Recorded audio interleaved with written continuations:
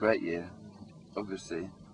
We're doing so much work on, I mean, I've been in LA for 6 months, or nearly 6 months this year.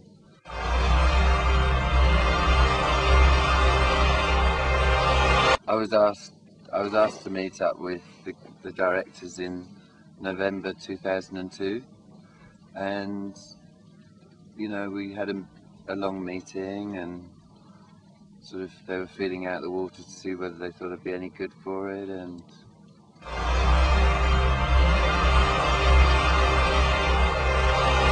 amazing experience.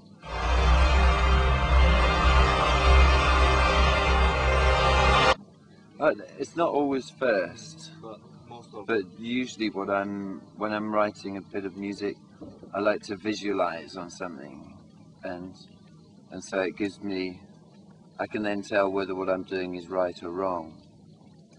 And so when you're working to picture, like on the films, it's really easy because you know what the music's got to do. But albums is a lot more difficult, because you have to find the subjects that interest you and the stories that interest you, and so I find that's more involving.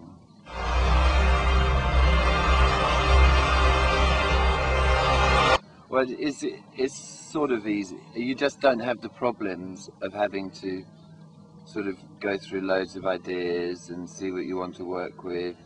It's already presented. I mean, you have a different set of problems, which originally, you know, when I first started doing it, I didn't really know how to do it, so I got a lot of help from people over there.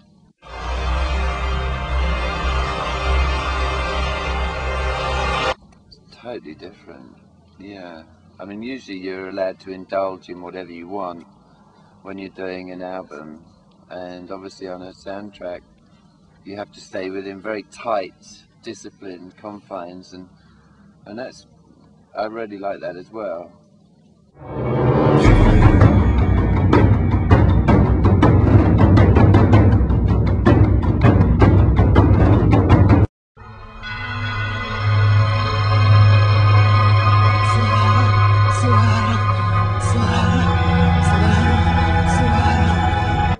Well, no, it's just that contractually I'm allowed to use the tracks from the film into the album, and so for some of the tracks like Mona Lisa Overdrive and Dante and Tea House, they've all got different mixes, but say with a track like Navras, it seems so perfect to me that I don't really want to touch it, and that's more likely me being lazy.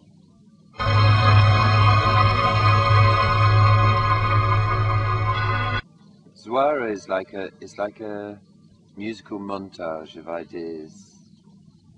So on the one hand you've got Susan, who's a South African Sangoma, and she's singing a song that they sing to children when they call upon the ancestors to help bring about change. And usually they're calling for the bring about change because of hunger. And so that's what Susan is singing about, is time for change, we've got to change. And then I read this article in the newspaper about sleepwalking. The human race is just sleepwalking ourselves to extinction. And, you know, I liked, because most people won't really know what Sawara means, and so it's like a song where you're just leaving clues, and if you're interested you can pick up the clues and try and see what it's about. But it's like an environmental song where we'll just say it was sleepwalking ourselves to extinction and it's time to change. It's an angry sort of song, so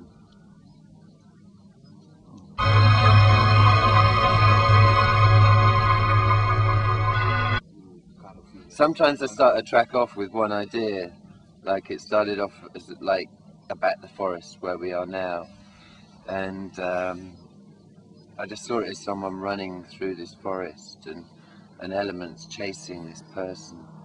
And then a friend of mine came from South Africa and he brought me Susan's vocal, and when I heard it I had like this sort of, I was shutting my eyes listening to this vocal, and I just saw her in her Sangoma clothes, kneeling in the forest, and this like bright light shining down on her.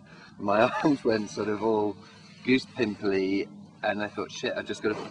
So literally, I took this vocal and put it in elements of the track, and it just sat in there, like, you know, foot sitting in a really comfortable shoe. And I found that really an exhilarating thing, to find such random elements coming together so easily. So I spoke to Susan and asked her if I could use it, and she said, you know, yeah. So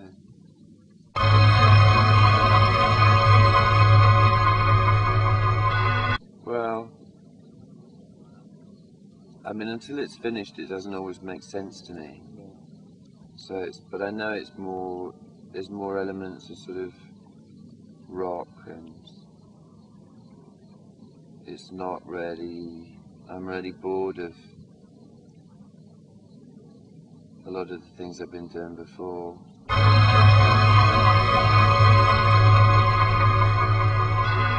Well, I still like dance music. I mean, to me, dance, people can dance to anything, yeah, if they like it. You know, it's just a. I mean, I've hated sort of that housey vibe for ages. You know, it just bores me to death.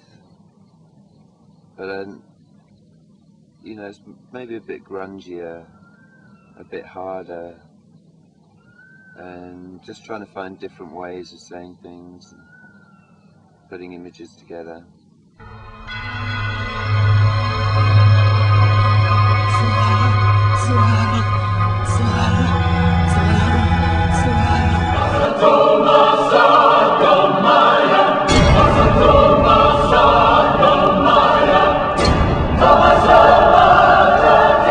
I'm going to go to India with Deepak Ram, the guy who plays flute on Navras, with the sole intention of just making a very earthy, or more like to go and learn more about Indian music, about the ragas and their sense of spirituality. I mean, it's always been a bit of a no-no because of the Goa scene, from where we're meant to have come from, having this Indian connection, but I now feel like I really want to go and view it as, I'm just shocked at how little I know about it. And meeting with Lakshmi Shankar, who sang on Navras, and Deepak again, you know, you suddenly realise there's this whole world out there that somehow you know is so advanced musically, and I know nothing about it. So my intention is to go over there for a month or 2 months and work with musicians out there.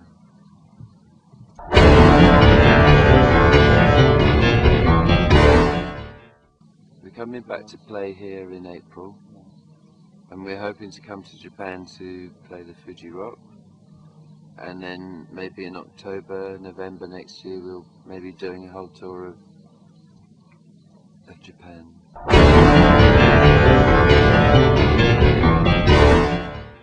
I think Japanese audience is always good, you know, it always seems really enthusiastic. I mean, Australia was a bit of a nightmare because, you know, we hadn't played for a while, and we didn't have our sound engineer, and it took us a long time to get there, and we were all knackered, and we played in the middle of this volcano, and the sound was bad, and there were a lot of idiots there, and so it wasn't, you know, Australia was, I wish we hadn't done it, but we said we'd do it, you know, it was just a bit boring, you know, a lot of effort and not much feedback. You know, here you put a lot of effort into doing something and you get, you know, so much feedback.